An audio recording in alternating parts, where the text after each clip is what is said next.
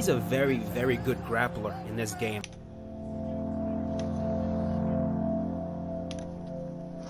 Heem is an absolute animal.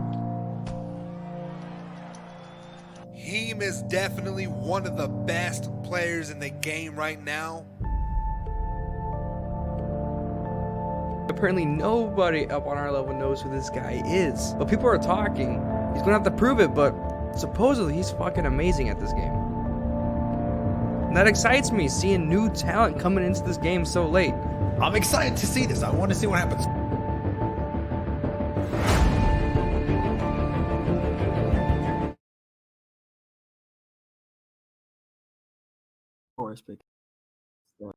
Action.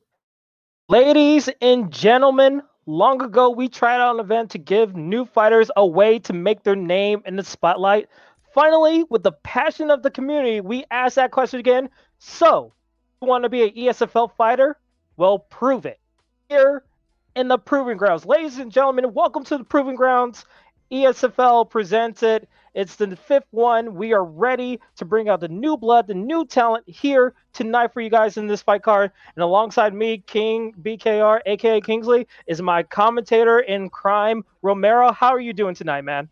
I'm doing great. I'm looking forward to seeing all of the new blood. This franchise is still going pretty strong with UFC 3. A lot of up-and-comers who are just teaming with like just to be able to fight in front of a live audience. Absolutely. It doesn't get more live than the ESFL, and we have 7 incredible fights for you guys for this Proving Grounds. I mean, we have 2 main events. We have a European main event and the North American main event. These guys are all these fights are crazy. Romero, talk about some of the fights that you're looking forward to. There are 2 specific fights that I'm looking forward to the most. First up, I want to see Word Life 4D versus I Am Crimson 17. Word Life is well known in the top 100 in the PS4 side. He's a pretty solid fundamental grappler, has some good striking as well. But the real big fight that I'm looking forward to over here in North America is Heem the Dream versus Rebel Scum. Rebel Scum is #1 on UT, but nobody else knows anything else about him. And Heem the Dream constantly in the top 100, at least top 50 most of the times throughout the season. Very solid grappler, good striking. I can't wait to see the intrigue between a fighter who has tons of experience with online gaming versus a relative newcomer that nobody knows about. Absolutely. I mean, those are going to be incredible fights. I mean, Heem the Dream versus Rebel Scum, our main event for the North American, and then Pyrite Kip versus Declan. I mean, these 2 fights are going to be 5-round fights, and they're going to be absolutely incredible. But before we get to those, let's go into our first fight of the night, and that fight's going to be Sarwar versus Young Orchid. What can you tell us about them, or Romero? I don't know much about these 2 fighters, but I do know based on their picks, they're going with Paulo Costa. Paulo Costa has devastating power in the middleweight division, has knees, elbows, a devastating haymaker, brutal switch kick. So it looks like to me these gentlemen are going to be coming out here to strike and take each other's heads off. Let's get right to it. Absolutely. We will get right into it. I mean, Pablo Casa, I mean, a staple in the ESFL from many vets in the previous fight cards. I can't wait to see what happens as we are going into, and you see 0-0 wins for both guys. This is their first time facing each other in the ESFL under the bright lights in front of you guys. We want to thank you guys again for attending Proving Grounds 5. We are so excited to get this going, and hopefully first round will start, and here we go. We see the referee ready to start him up, and here we go. Back from both fighters making their debut today. They touch gloves. Immediately starting off with a 4-piece combination: jab, hook, lead, uppercut. Or taking his time, throwing some feints out there, gauging out the distance. Young Orchid is already trying to have his opponent flustered by his strikes, but look at the patience from Sarwar, looking to cut off the cage. Good switch kick from Orchid. Kingsley, what do you see right now in this fight? Well, I mean, obviously you can see they're ready to swing. They know they're the first fight. They need to put on the spotlight. And you can see just nice body kicks, switching up the levels, and just nice slips from Young Orchid in the red gloves, while Sarwar in the blue gloves and the yellow trunks. And you see, a huge drop by Sarwar. All right, so right there, there's one thing that will help out a lot of new players that you saw. Sawar rock his opponent and he started hitting the air, whiffing his strikes. You want to take your time when somebody's hurt. You want to make sure you manage your stamina correctly. Good push kick send him against the cage, but a good run from Young Orchid. Yeah, you can tell these guys are. You can tell these guys are new to the ESFL, but they are not new to UFC 3. They have a strategy when it comes to it, and you can see they're just fighting inside of this phone booth. Orchid just playing a little bit back, trying to switch the levels, trying to get a switch kick in, but it doesn't really land. Now he's just going on the attack. Romero, how do you see this playing out? For starters, I see that this fight is set up for 5 rounds, supposed to be 3-round fight, but here we get a rock. I don't think this fight will be going all 3 rounds, and he's rocking, dropping. Oh, another one! With a classic block breaker. He survives. Carlos Costa survives this round. His head out is blinking, and Sawar is ready to start off this fight with a bang, and he hits the air, pushes him up against the cage, tries to catch him as he lunges, but he blocks the strike. Yeah, and you can see, but again, Young Orchid, he's using a lot of stamina here, and he gets rocked for it. As you see, Sawar putting the press away, he gets rocked himself. Here we go. Oh, another rock by Sawar. There, but the management of the stamina is costing him right now. They could have finished this fight. If I was Sawar, if I want to get him out there, I want to time that overhand, specifically over a whiffed head kick or specifically over a knee, and he goes for a takedown with Costa. That's something you usually see from somebody who's a striker in this division. Absolutely, and you can see Young Orchid getting a nice rock, trying to change up his levels, seeing blood in the water, but he needs to be careful of that stamina right there, as there's less than a minute in this first round in our first fight of Proving Grounds 5. A mistake that I see both of the fighters making here, they're trying to throw the slip straight at to reaction to the first strike that their opponent is throwing. That's very risky, especially if your opponent is firing off with a hook right after. I recommend you the second or third strike to get the most damage available. Yeah, and you can see with less than 10 seconds left, both guys trying to attack the body, and that would be the end of the first round as Young Orchid gets a late head kick on Sawar, and you have to think Sawar needs to pick it up a little bit in the second round, Romero. With Sawar, he managed to get the drop, so he won the round off of the damage exchanges. However, both of these gentlemen, they're not taking their time, not making leads on their opponents. More so, they're really just focused on just trying to land at all times. Sawar, what he is doing well, he's cutting off the cage, and he's trying to control the octagon. The touch of the gloves, and we're back in center here. The high kick was blocked by Sawar. And we can see the second round commencing right now. And again, just like in the first round, the late first round, both guys using the hooks, trying to fight each other in the phone booth really closely. And you can see Young Orchid still attacking the body with the switch kick, using it very effectively. But again, Sawar, as you said, winning the damage battle, just landing a ton of shots onto Young Orchid. Oh, and a huge rock! Every time body kick and punching range. One overhand, this is over!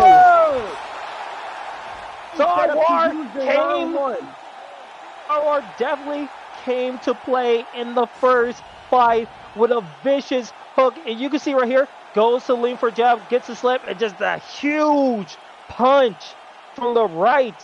And you can see in the replay again, bang! That was light up with that jab. That was nice. He conditioned his opponent with that jab, caused his block to overcommit, and just crushed it. He tried to move his head. He moved the wrong way too soon and got cracked by that haymaker. Good fight, gentlemen. Good debut. A little bit wild. You guys said it's 5 rounds, but that was definitely a show to watch. Yeah. All right, and you that's a great way how we want to start things off in Proving Grounds. New blood, new brawls, new everything. People implementing new strategies when it comes to these kind of fights. And Sawar just put on the show. And Young Orchid, what would you say to Young Orchid going off of this loss right here, Romero? One thing I'd say to Young Orchid is that you really have to understand when to throw your body kicks. When you're throwing those body kicks in the punching range, you saw he got dropped. You saw that he got rocked. He's throwing them way too close. Those body kicks simply do not do damage in punching range, and you put yourself at risk to getting stunned by those hooks. And Sawar was just a little bit more patient, a little bit more diligent with his strikes. He was able to get the finish. He got the drop in round 1 and followed through in round 2 and got the W in his debut.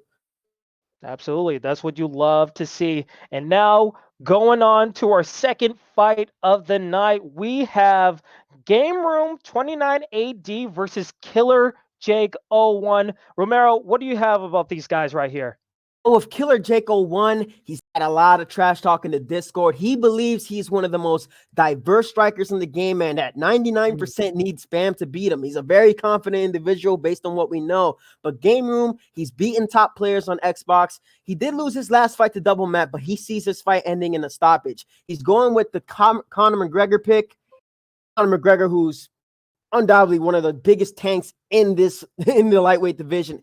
Game Room is Game Room's going with Dustin Poirier. And if there's one thing that can offset Conor McGregor's ridiculous striking, it's going to be the grappling of Dustin Poirier. Maybe he might be looking to take this fight to the ground and get a submission. Well, this is what we use the ESFL for. We see new blood. You hear a lot of trash talk in the Discord. This is your one moment to prove it. And hopefully Killer Jake can prove it with his Conor McGregor if it looks like it. But it seems like Game Room's changing his pick a little bit. Maybe he's trying to go for a little counter pick, Romero? There was one good counter pick against Conor. You can always go with Khabib.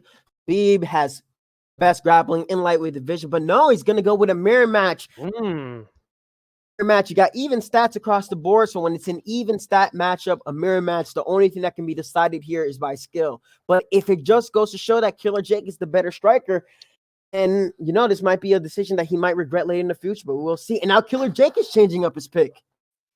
Like I always say in previous ESFL fight cards, that whenever you're in the fighter screen and you're waiting this long, you never want to reveal your choice because you always get the chance of getting counter pick. And this is just like a part of game of little chess with the fighters. Like you see the Tony Ferguson pick. That's really interesting. How does he do well against Conor McGregor? Ferguson, whereas he doesn't have the low single, what he does have is a devastating submission game, whether he's on top or in the bottom. Obviously better on the bottom, and Conor's not going to be looking to take him down anytime soon. Ferguson has, McGregor doesn't, is a lot of stamina. Look at the history between these two guys. Jeez. 17. And you can see 10-17, Tony Ferguson. I mean, it's a really good choice. I can't wait to see what truly happens as we are getting close to the first round of this second fight. Romero, I gotta ask you, who do you have in this fight? Based on, McGregor has a devastating power, but there's a specific play style with Tony Ferguson that works really well, and it's utilizing the jabs and straights and the hooks. If Tony Ferguson over here uses the jabs, it's to get the Conor to overreact and try to slip in something. He sets him up for a hook. I can see this going Ferguson's way. He has a stamina advantage. He does have some body teeps to utilize to kill his stamina. So I think I'm going to go with Killer Jake here. He had more wins in the rivalry, so I'm going to go with him. All right, well, there we have it. The predictions are in order. Round one, Killer Jake in the blue gloves using Tony Ferguson, and Game Room using Conor McGregor in the red gloves. And you can already see a little bit of patience when it comes to both of these fighters, not one to make any mistakes. We see Conor try to use that jab, and then a three-piece combo coming out from Tony Ferguson, trying to find his range early, Romero. With this Ferguson player, oh my God, he already got rocked with a jab, uppercut, hook, and look at that. He hinted to the body to try to get his opponent to block his body as he switched it up to the head. And you can already see that Killer Jake is familiar with his opponent. He's familiar with his patterns. Look at Game Room trying to time an uppercut. Kingsley, do you think this fight is going all 3 rounds? It's tough if you see more of those slips and those more straights happening against Conor McGregor. I feel like it's going to be a long day for Game Room, but you can see 3 minutes and 30 minutes left in the first round, and both guys just taking their time. Kind of a different pace from the first fight. First fight, we saw a little bit of a problem, but now it seems like we're getting to be a little more tactical as we go up in the fight card. I like to see that sidekick a little bit more from Conor McGregor. If there's one thing that McGregor does have an advantage in, my God. Well, so much for that advantage. Oh, with regards to body health and leg health, Conor does hold the advantage there, but the chin definitely goes to Tony, and he just cracked Conor with that jab, rear hook, lead uppercut, a very effective combination. Look at the timing. Killer Jake, expecting when his opponent's going to throw, and his defense is fundamentally sound too. A beautiful timing, and he's just working his striking very well for Killer Jake. But interesting thing he did earlier on in this first round, he brought Conor McGregor down to the ground, but he decided to stand back up. Why do you think he did that? I think he feels more comfortable on the feet than Game Room does. He's already established the rock. But right there, he hits 2 uppercuts. Doesn't get stunned. That Tony chin holds up. He's going for a little body straight action from a distance, trying to target the body. Well, Ferguson, I guess. Oh, wow. Body kick and punching range almost costs him there. There's a minute left in the round. If you already established a good, solid lead like this, it's best to play defense, stay active with your offense, and get around for yourself. I mean, Killer Jake has been getting the forefront of this round, but we saw Game Room get a couple shots in, but now Killer Jake just put on the combos and bunches as we are getting close to 1 minute, and a huge knee by Game Room. Good knee. If Game Room can push back Killer Jake into the edge and have him and set him up for a body kick, there's a good chance with Conor McGregor's power that he can set himself up for a body rock to even things up a little bit. Whenever Jake's head health is recovering, that is the best time to land those strikes on Tony. That's a time, I don't know, a front kick or neither, and it misses. Look at that now. Game Room is landing on those smaller exchanges, so who knows? The round is definitely belongs to Killer Jake. Game Room seems to be making the adjustments and reads necessary to pick things up in rounds 2 and 3 if it goes that far, Kingsley. And as we are down to the last 5 seconds of the first round, it seems like Killer Jake had the benefit of that knockdown. But again, Game Room had some good shots in the second half of that first round. It'll be really interesting what strategies get adapted into in the second round, Romero. I would recommend that whenever you see Killer Jake going for that jab, uppercut, hook, if he pulls that third hook, or even if he pulls the uppercut and he lands a counter strike with Conor McGregor, who has, I believe, counter puncher level 2, it's going to be extremely fast, extremely powerful, especially if he throws it with either the Celtic cross or an uppercut, and he can get the drop and win this fight back in his favor. No touch here. These guys are ready for action. And as we said, they're ready for action as the second 2 goes ahead in this 3-round fight of the second round of the second fight of the Proven Grounds 5. And we can see Gamer Room. It's a huge uppercut, gets a rocket, and now it's just a brawl from both of these guys, Romero. Good body kick from Killer Jake. They're trying to sap some of the stamina from Conor McGregor. Game was pressuring a little bit more. He's pressuring with the footwork. What I recommend, instead of going in and out, just circle, cut him off, and look to get that pull counter once it opens up, because Killer Jake is throwing a lot of hooks and uppercuts. Now Jake is getting a little bit frustrated. He's not coming forward like he was in round 1, Kingsley. Yeah, I mean, as you can see, he tried to do that slip and straight, and it just didn't work out. It seemed like Game Room finally figured out what he needs to do against that game plan, and you can see he's just getting the benefit of strikes. But as I said, the Killer Jake on the warpath, getting a rock on Game Room.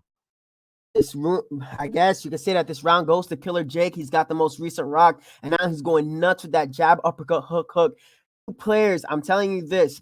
Somebody's throwing the same combination over and over again against you, there is a way to counter it. Your timing is a huge factor into being able to counter the strike. Throwing the same combination, make the read after that uppercut, or you can pull the uppercut. You're safe against the hook, and you can land a pullback uppercut against your opponent and land devastating damage. And that's what Game Room needs right here. But he's not. Another feint to the body, setting up the head strike, Kingsley. Yeah, I mean, a huge rock right there. I thought this would be around the time where Game Room finally gets a chance to fight back as he gets a huge rock, gets a head kick. No! In the guard of Tony Ferguson now, but that was a beautiful, beautiful read from Game Room. He overcommitted. He caused Killer Jake's block to get overcommitted and fired up with the head kick. The bleed through caused the knockdown. Now he's playing in the guard of Tony Ferguson, and he denies. Who knows? Maybe he was the better grappler all along. I mean, this is very tough. We never usually see people use Conor McGregor for his ground game, but it seems like he's just going to stand back up as there's 1 minute 30 left in the second round, and the whole mood has changed for Game Room because Killer Jake is on the back burner, but he gets that nice body kick, Romero. That body kick, again, he threw it in punching range, and like I said in the last fight, throwing that body kick in punching range can set you up to getting hurt by a planted strike. If Game Room chooses to stay right there in punching range as he loads up that body kick, fires up a jab or a hook, he can drop him again. Body health is flashing the Game Room, and now it's a battle, a war of attrition. Going to be the chin health or the body health is going to go down, Kingsley. Less than 30 seconds left approaching. Game Room has the benefit of more stamina, but Killer Jake gets more of those body shots. If you were Killer Jake, would you want to try to save some of your stamina for the next round? Oh, Tony Ferguson does another rock. He hits him. Ow. Insane. That is the end of the second round. Very close fight. If you were Killer Jake, what do you think he needs to do in this third round? Because it's getting a little bit scary for him. He needs to look to catch one of those body kicks that Game Room is throwing, take the fight down to the ground, and just secure the third round because he's taking a lot of damage to the head. And against Conor McGregor's power, I know he has Tony Ferguson. I know that he's won a few of these exchanges, but you're in the ESFL looking to get into the big leagues. You got to be able to make a strategic decision. You want to win this fight. It's clearly 1-1 heading into this third round. Come down. You got to take down Conor. All right. And as you said, it might be 1-1. Anything can possibly happen in this final round. And Gamer just swings for no reason, but he gets hit with the body kick. And now they're just fighting in the phone booth right now in our second fight of ESFL Proving Grounds 5. Body shots for Killer Jake. Oh my God, what a brawl. What a planted strike. He planted, ripped the combinations to try to go to the body, and he dropped Killer Jake. And then you think that taunt that Killer Jake started off with, reaching out to his, not going in a good way. There's another uppercut, but he gets stunned to the body. Kingsley, momentum is changing of this fight. It's definitely changing, but anything is possible when you get down to low stamina and low head health. It seems like both guys just really want a home run hit and a huge uppercut from Game Room. Game Room And he gets the fights head kick Quay, and he and gets it's knocked out. He rage quit.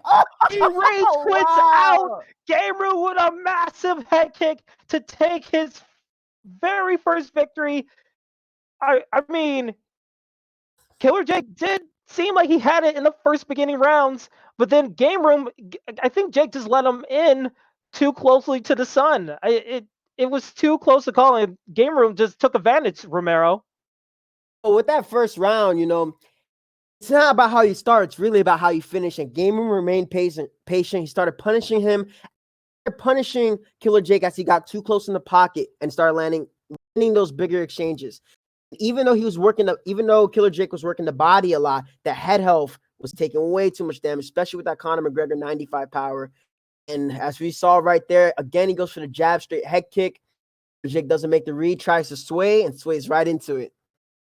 I mean, it was a good showing by both guys, but again, one had to be a winner. This is the proving grounds. You need to prove to be on the next main cards, and that's how you do it. Just get a nice head kick, find a way to pull out a victory, and then maybe you could get on your way. But Romero, you know what time it is? Yeah, it's about that time, brother. It's about It that is time. about that time. We have a first out of two main events almost ready to go. I mean, we have a European main event, Pie Right Kirkland in a 5-round fight. How do you see this going, man? Because this seems like a huge fight that could be on one of the main cards. Now, one thing I do know, Red Kip is an ESFL newcomer, but the Clan is a vet. He's a vet of the ESFL.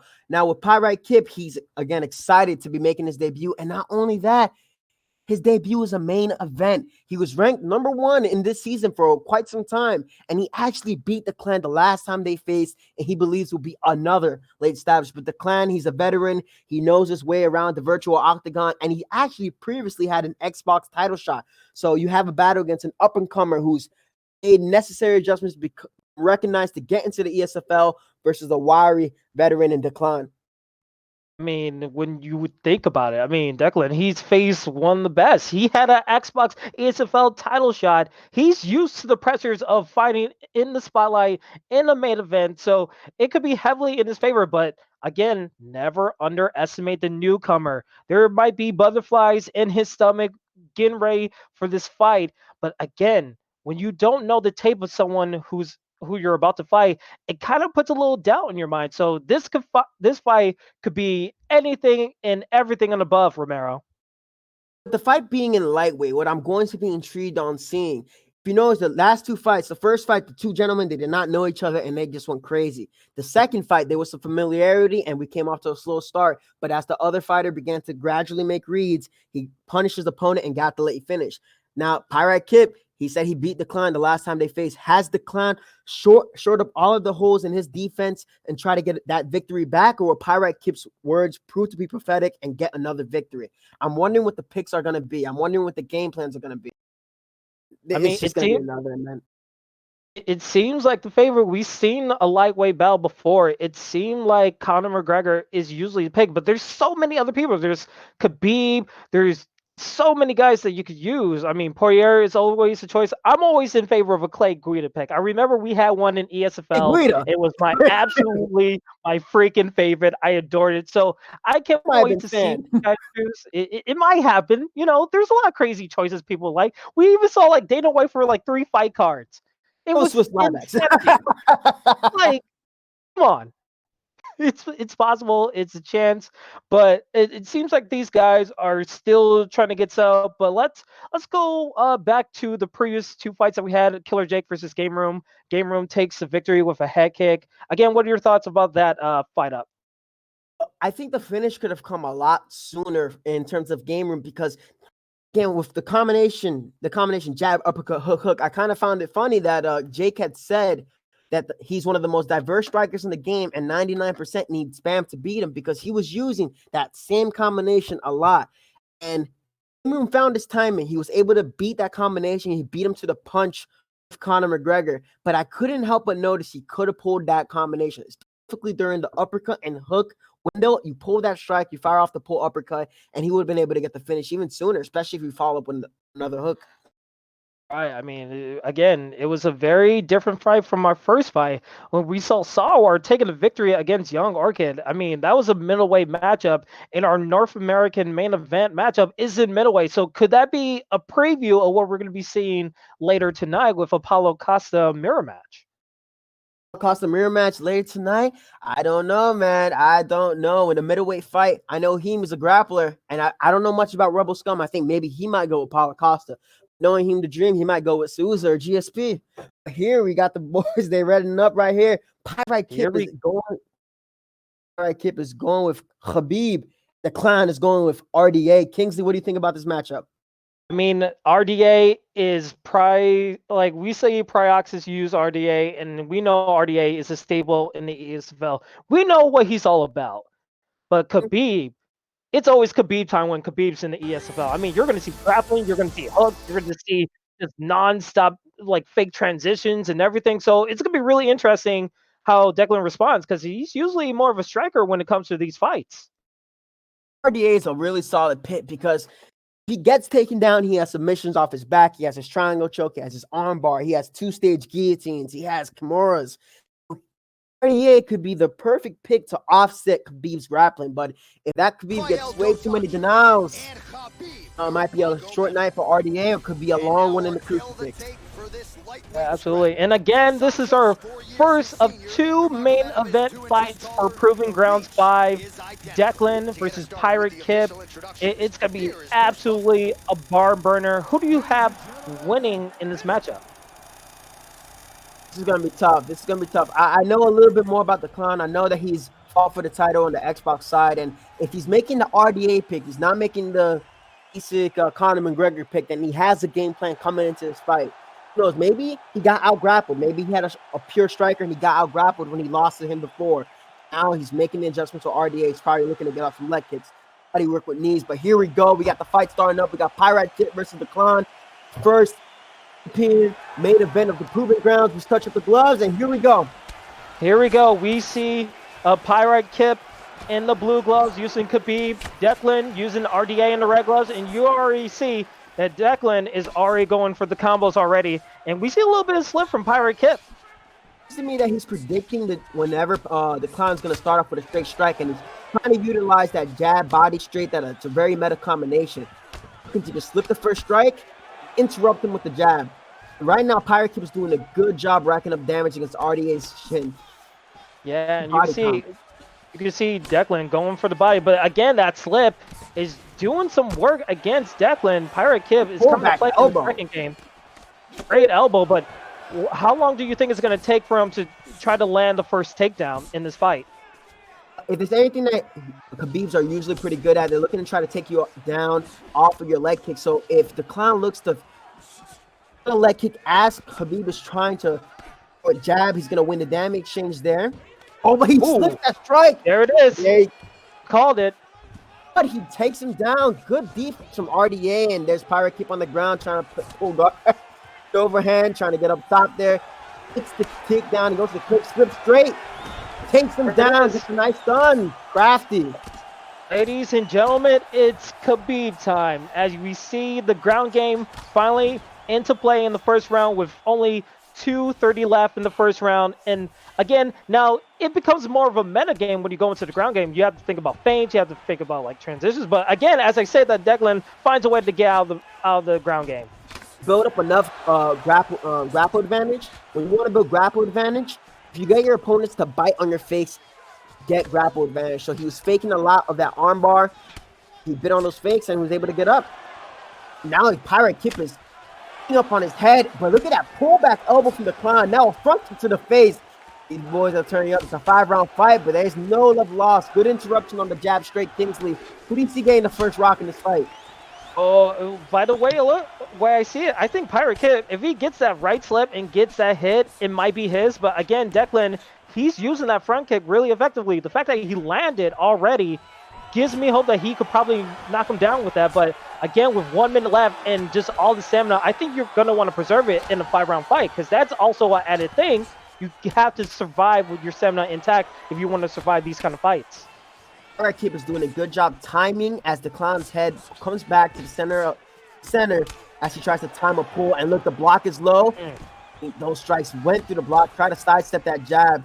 See how the way the clown is overreacting right now to those jab straights? Don't overreact to the jab. Time the second strike and figure out your opponent's pattern. And Pirate Kip is working, sneaking in the jab, body uppercuts.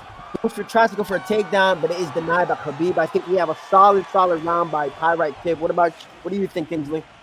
I mean, it was a good first round. We definitely saw the takedowns happen. I think it has to go to Pirate Kip. He definitely came in here to play as we go into the second round.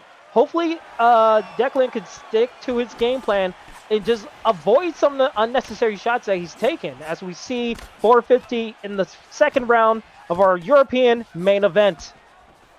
With regards to staying to his game plan, I think that this would be a good time to change the game plan because what's going on here, Pirate Kip is winning all the exchanges, doing all the clown strikes. So if he slows it down, tries to utilize the leg kicks more of RDA, being a better off range because Khabib has more power to RDA. And just as I say that, he gets dropped by the straight knee hook. This is not looking good for the clown. The new blood is looking strong here with Khabib Nurmagomedov. He has a full bar of grapple advantage, denies that. He has come to smash. He's come to smash for the lightweight title. He's just on a bus right now, and you can see he feels comfortable in the ground game. I mean, he's not really doing much when it comes to transitioning into like a half guard. He's staying in his full guard position. But Declan, I'm a little bit worried about that stamina right there because the more that stamina goes down a little bit from those body shots and just trying to get back up, he gets a nice transition right here, Romero. His back, tries to go for the rear naked choke. This position is a very crafty position. I believe you get about 30 to 40 seconds. The ref can stand you up if nothing happens. I want to build grapple advantage in this position. Good denial, Pirate Kip, but the clown wants to focus on denying. It's up instead. Choice. It seemed like after that first denial and he was just losing too much stamina, he just wanted to keep it back up, standing, just try to see if he could make something happen. But again, Pirate Kip, he's been getting some nice hits on the head damage and like not really relying on the ground game as much. Oh and a huge my hit! God! And a huge hit by Pirate Kip! Pirate Kip going control! 2 minutes left! I felt that. I felt that from here. That's a beautiful usage of the pull. Beautiful. Yeah, and now you can see he's going to the half guard. He's going more engaging into the ground game as Khabib. And look at the stamina disadvantage that Declan has against Pirate Kip. This is not a good situation you want to be if you're RDA. Yeah, the writing seems to be on the wall here. If I was the clown, you gotta shorten the exchanges. You cannot, right now, head health versus head health, you cannot afford to be in the pocket no longer. But now he's in side control and he's dealing with a denying Dingo and Khabib, who has a devastating top game. Oh, this could be a nightmare. Oh, no. And there's the crucifix. There's only 2 ways to get out of it. Oh no, don't play the music. It's not over yet. There's only 40 seconds left in the second round. There might be a chance. But I understand the sentiment. Like, when you get into that position in the crucifix and you're facing the Khabib, it seems like there's no hope left. Like, you're just on this sinking Titanic. but Good there's on still track. time for him. In a nice transition, he gets his stamina transferred a little, so he has an advantage. This is devastating round. If they gave more 10-8s in this round, in this game, for groundwork, that'd be a solid 10-8 round. We've got two drops in round two. What can the clan Two do here? knockdowns. Knockdowns. Might be down 10-9, 10-8. You have to win the next 3 rounds in order to change the fight in this factor. The only way he could do that is if he establishes a position. Hopefully either catching a kick or maybe going for a low single, because on the feet, he's already taken way too much damage. Absolutely right. A bit faster on the trigger. He's been absolutely taking a lot of damage, especially with those hooks and uppercuts. But then when you go to the ground game, I think we saw on that round 2 stats that was only 18 punches for Declan and 56 for Pirate Kip. So Pirate Kip already had a game plan, and he's working it to perfection as we go into this 3rd round. And you can see the stamina disadvantage and a fight as we get a rock by Pirate Kip. Damage is there. Hold on. Another uppercut. Jesus. Empty slips from the clan are getting him to trouble. He's trying to force that pull counter, and that's what's costing him in those small exchanges. And denied here. Look at the head health. It's blinking. He cannot afford to go back on the feet. He has to look to try to get a reversal. To deny that transition, and the Pirate Kip gets half guard postured up here with this stamina advantage. The terrifying grappling stats Khabib be all she wrote. The words can prove to be prophetic, but good pass into half guard from the clan. Oh man, Kingsley. Yeah. I mean, you see it right here. I mean, there's still 3 minutes and 40 seconds left in this 3rd round. Stamina is a huge problem as Pirate Kip goes into the side control. Declan, how does he survive this kind of onslaught for this long? Where is his escapability? I mean, he gets a nice transition denial, but he needs to do a lot more, and his stamina is running really, really low, Romero. Only thing he could do here is try to reverse the position, get an arm trap, to minimize the damage that he could get. Look, the stamina's low from Pirate Kip using a little arm trap. Got to buy some time, but he already got dropped this round. It'd be a more victory for him to go to the decision because the head health this low. Looking at the stats. He's going to the grappling tutorial. What? This is a first of the ESFL. He has time enough to go to the grappling tutorial. What he needs to seen it all. I have never seen that ever in my life. He was so unworried about what Pirate Kip was gonna do. He went to the tutorial. Oh my goodness. ESFL where everything can happen. Jesus. He keeps on getting denied going to sprawl, and it just could have gone to half guard. If you used L1 or maybe LT, this is an Xbox, you can fake transition and go the other way. Now Khabib goes for the Kimura. Submission tip. What's the title? This is his title shot. To tap him like he did Michael Johnson. And it's a 5-gator, so Declan has a chance to get out of this, but that stem is real low. He might have a chance. No, he gets to the 4th gate. Can Declan find a way to survive just a little bit more? It doesn't seem likely. This could be it. Is it submission? Yes, it is. Pirate Kip gets the submission victory with Khabib. Tap or snap, and tap he did. Khabib is going around the octagon. #1 undefeated, undisputed lightweight champion. Congrats to you, Pirate Kip, on winning your first main event. The clan, good to fight there, buddy. What a show. What a show. Tactical breakdown.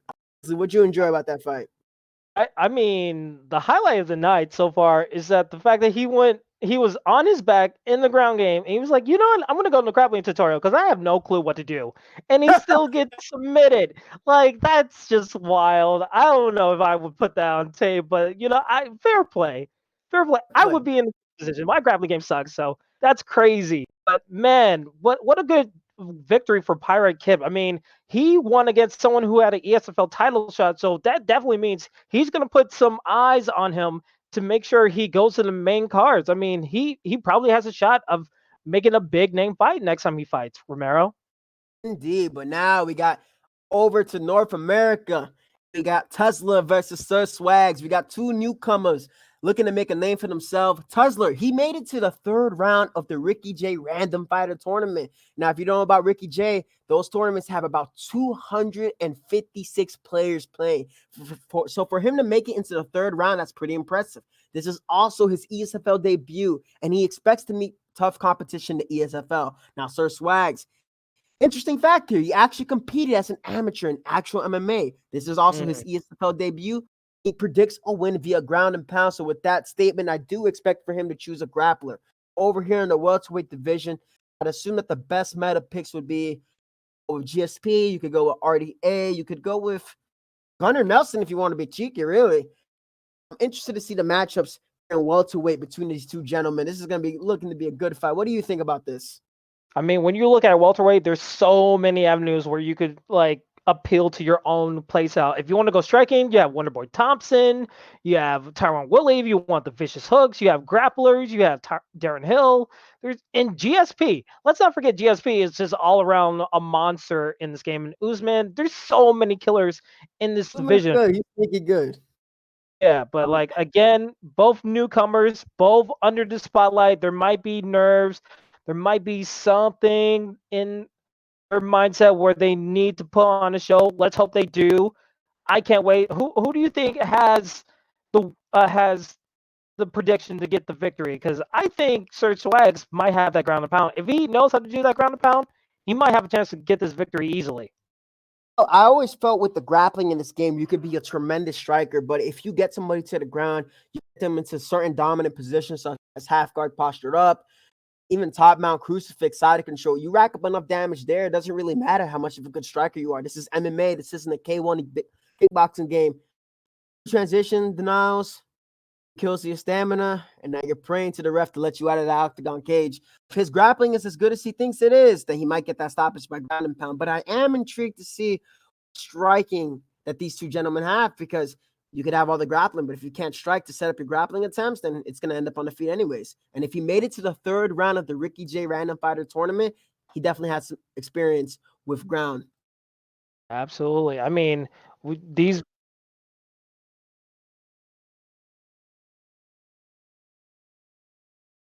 it seems like we're getting word in the back that we might not be ready for our next fight matchup. So let's just take a look on what we have in this ESFL Proving Grounds 5. I mean, we have a lot of great fights still yet to come, along with the one that we're currently waiting for. I mean, we still have another main event ready to happen. And we also have Your Mad or Nah versus Legos. I mean, it's going to be absolutely insane when we think about these fights, Romero. Yeah, it looks like we might have to turn to a little intermission. I see one of the fighters in the booth. He kind of pulled a Tony Ferguson. He tripped over a cable, but he didn't tear his ACL. But his foot a little bit hurting right now, so he's not showing up. Tuzler's still waiting on an opponent, so we're gonna see. Yeah, we got You Mad or Nah versus Legos 3-round fight. We got Word Life 4D versus I'm Crimson 17, and then we got Heem the Dream versus Rebel Scum. These two, the final two fights. The Word Life is also representing 4D. 4D is the clan that Ed Parker, the current only player to hit Division 8 on UFC 3. He is the leader of that said clan, and Word Life is a part of it. So you're definitely going to expect to see some good striking from Word Life as well. Yeah, absolutely. And going on to that point of all these incredible fights, let's remind you guys that this is ESFL Proving Grounds 5 here today. And also we got many more other events ready to go for future on in our future cards. We also have Proving Ground 6 on May 7th. There's going to be a sign up where you guys can sign in if you want to join our Discord and be in these fight cards. Definitely do that. And also we got our next ESFL Exhibitional that's going to be in tribute to Mike's Love, one of our fallen members of the community with his battle with stage 4 cancer. So we're trying to honor him with that card as well. So there's going to be a plenty more content for you guys here with Proving Grounds with the exhibitional card. So it's going to be a lot of fun when we go into the future of these cards. But it seems like both guys are almost ready to go with Tuzler and Sir Swags choosing their fighters, Romero. We got Nick Diaz versus Kamaru Usman. Nick Diaz, he is de facto striking meta character in welterweight. You can cycle combinations like jab, straight lead hook, and straight to level 4. So it does devastating damage, causes a low amount of stamina, and it causes a lot of hit stun. So many combinations can be done off of his jab and a straight hook, uppercut hook, crazy combinations with Nick, and his is a 97 and his toughness is about a 95. He is a problem, especially in the 3-round fight. He can establish a lot of damage. But if you have Kamaru Usman, you got knees on your power, you got knees on your side, you got power on your side, you got a few elbows on your side. Force the fight to the cage. Do what Kamaru did to Tyron Woodley. Find your opponent out, break his soul. That's what he's gonna have to look to do to stop this fight. Be a ground and pound. It is starting up now. Who do you got for this, Kingsley? Oh man, I don't know. I'm just gonna let it rock. I hope it's just one heck of a show. I mean, look, one win versus one win. Both guys definitely want to get a win in the ESFL. I just can't wait to see a Nick Diaz versus Kamaru Usman. I mean, that would be sick, even in real life. So I can't wait to see what these guys do with these picks. I'm just gonna be neutral. I'm just gonna be Switzerland. I'm just gonna pray for a good fight. That's all I'm gonna do. Right, fair for you. I'm gonna kind of give an assessment based on the first minute or so. The grappler's as good as the grappler is. You know, you got Usman, you got one of the best grapplers welterweight. You take him down early, you pick up that damage soon, you establish that control, then the fight's going to be yours. Nick Diaz. Not only does Nick Diaz have side boxing, he has a side kick. He has some unorthodox kicks. He can catch people off guard. That's the axe kick and the spinning heel kick.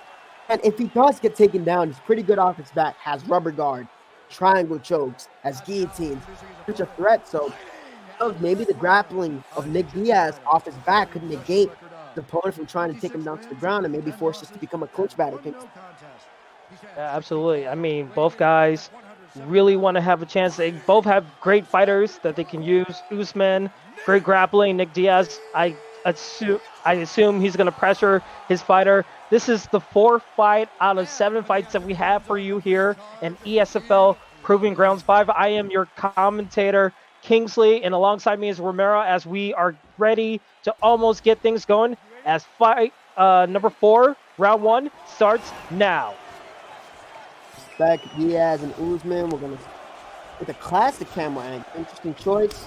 Around the PlayStation. Good jab. Straight hits the air. The preemptive slip from Sir Swag. It's like they're trying to make moves on each other. I believe hook to him away from Gabriel's face. Good leg kick. Nick Diaz does have 80 leg health, so those leg kicks would do a good amount of damage, but interesting to see him take the wait and see approach with Kamaru Usman. What do you think about this so far? I think you definitely have to take care of every little aspect. You have to protect high and low. You can't just focus on one area. As we see both guys trying to find their range a little bit. You can see Usman, Sir Swags in the blue gloves just trying to do that double jab, trying to find a way to disrupt that block gates. But you see a great knee by Sir Swags onto his opponent Tussler in the red gloves using Nick Diaz. It's Nick Diaz. His legs are pretty weak and his body's weak. There's the first shot denied by Nick Diaz. Leg kicks smack him across right there across the shin. And he switches his stance back to orthodox. Him with a straight. He's being very patient. The way he's pressuring with footwork. He's not pressuring with simply strikes. Lunge from Swag. He got himself a small little tactical fight here. Stamina management on both parts. And you can see, and you saw a little bit ago that uppercut did a lot of damage on Tussler, and now it seems like Sir Swags is just going to be using that a little bit, trying to get Tussler to think about the body health a little bit, and Tussler tried to go for that uppercut, but to no avail with 2:25 left in this first round, Romero. Very patient Kamaru Usman here. He's content to stay on the feet. Nice undeniable takedown in the ESFL. Beautiful against the sidekick. I've only seen people pull that off in the ESFL, myself and two other people. That was beautiful to get the fight down into the ground. For those of you who don't know, against forward-moving strikes, tap that double leg input. You have above 90 takedown offense in a double leg. You're going to get that undeniable takedown. Ain't no takedown counter there for you, buddy. And this is where he wanted to be. Sir Swags predicted a win via ground and pound. So he's in the ideal place where he wants to be in this fight.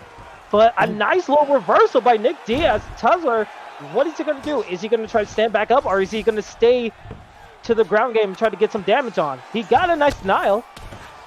He got this denial. He got that undeniable takedown, but those Diaz transitions, he could have denied a few of them. Look to get the half guard, stall out the clock a little bit, and rack up damage. I do feel that Sir Swag had racked up enough damage on the feet where he can negate whatever he can do here and half guard postured up. But Tussler's been very patient in the guard. Usman slips right up and out. 20 seconds left. Stay fundamental with your defense here. I don't know who that round can go to. I do think it's Sir Swags, but it was a pretty close round. What do you feel, Kingsley? These last 10 seconds, I think Tussler did have more benefit of those strikes when he was on top in that ground game. But again, you never want to leave it to the eyes of the judges because they could go either way. But again, those nice leg kicks, those nice body kicks by Sir Swags, they were doing some damage in the upcut as well. But Tussler was able to bounce back and get some damage of his own. So it could go either way heading into the second round. Managed to get some top control off that undeniable takedown. Managed to let a few leg kicks off. Damage could be even. If the damage is even, then the grappling plays a factor. If I was both gentlemen, you got to make a statement here in round 2. Very, very close round. And you can see we're still in the intermission of the first round as we're getting closer and closer to the second round of our fourth fight of Proving Grounds 5 here in the ESFL. We want to thank you guys for tuning in and watching as we get things going again. Let's see if we see Sir Swags try to go for a body kick, but he goes for a nice left and gets a nice combo with that uppercut, Romero. Hey, he doubled up on the straight there. Not a lot of players do that, but he's impatient, putting himself against the cage. In and out, in and out. Almost employing a Tyron Woodley kind of style with Usman. If he wanted to use those leg kicks, I would have gone with the Woodley pick, but he's being very patient. His stamina is much almost full. Body kick, but caught in punching range there. Those whiffs are costly, Sir Swags. Tussler is doing a good job just trying to win the small exchanges, touching him up with the jab. Like load up a combination there, and he's hurt Kingsley. I mean, you can see Tussler, he tried to go for the body kick, but he got a little bit caught with a 3-piece combo. So you got to think Tussler is finding his avenues. He just needs to put the right input. As we see 3:23 left in the second round. Tussler going a little bit forward. Sir Swags still holding his own, but has a little bit on the back pedal in this fight so far, Romero. Slip straight managed to interrupt him there, and if there's one pattern I'll say that Tussler should pick up on. Oh, wow, a huge rock! It's the jab wombo combo. It's a nice rock on Sir Swags, and now momentum is in his favor, and Sir Swags is struggling here. He's going to go join the dark side and start throwing out some knees, but if I was him, I'd say, you know what? He got Nick, he got the rock. I take this man down. He goes for a leg kick, the kick gets checked, and Tussler is in cruise control in this round. Swag seems to have a hard time trying to engage. Sir Swags had a game plan in the first round, takedowns, leg kicks. It was all working for him, but now you see Tussler very much adapting and countering every little thing that Sir Swags is doing. And you can see he's putting on the pressure as it's close, but Sir Swags tries to go for a takedown. Doesn't get it. He's trying to get those combos out, but Tussler, he seems like he has a game plan going, and that stamina is low for Sir Swags. And he's whiffing a lot of strikes. He's hitting the air. For those of you who don't know, your strikes, they tax your long-term stamina a lot more. Oh, that's a mission attempt. Here we go. It's a two-gator. Will this be it? Will Tussler get what a huge submission? Oh, just barely. Oh, that's big. That definitely takes the round in his favor, though. That's a big flex. I can hear Prioxis right now going, takedown, counters. I mean, that was a very huge takedown counter. You can see Tussler is just conquering the second round here with less than 35 seconds to go, and he gets a nice elbow in this full guard position, but gets stood up by Sir Swags. Sir Swags needs to find a way to just salvage his second round, Romero. Tries to go for a head kick, but nothing prevails. Allowing Nick Diaz to tee up on his block a little bit too much. He's trying to fire off that jab uppercut hook. He has to look to try to pull it or set it up for takedown. Goes for an axe kick to be cheeky. You gotta think that round is for Tussler. The momentum is in his favor. Could be 1-1 or it could be 2-0 for Tussler. I mean, if you're both of these guys, you have to think it's 1-1. You can't take every round for granted. So this third round is going to predict everything going to the judges, even if it goes to the judges. So Tussler, again, had a nice counter, interrupted the leg kicks, checked them. He was able to take him down and get that submission attempt. That's also going to score points. So it's going to be really interesting how how do you think Sir Swags is going to respond in this last round? Sir Swags, he can't afford to be on the back foot anymore. It's clearly not working. Tussler has the adjustments, just going to cut him off. Tussler can afford to take this fight into decision. He's won the damage exchanges. He has to look to make Tuzler uncomfortable and look to take this fight right now because he could be down 2 rounds. He goes back and puts stuff against the cage, he's in trouble. And there he's having a hard time, he's hesitating. He's like 4 punches. Stamina of Tuzler's full. And up. Oh man, going hook. Look at that. You can obviously tell Tussler is taking this last round to heart. He's just pretending like it's 1-1, but gets taken down. He was having a nice combo against Sir Swags, but now Sir Swags is trying to go on the offensive and trying to implement his ground and pound. Interesting choice to go to top mount since top mount is really more so for control than the finish. I would recommend for Sir Swags to posture up in half guard, but he gets reversed trying to go to side control. Now Tuzzler's on top with Nick Diaz, and now he gets reversed. We got some jiu-jitsu going around here, folks. Goes for the arm triangle.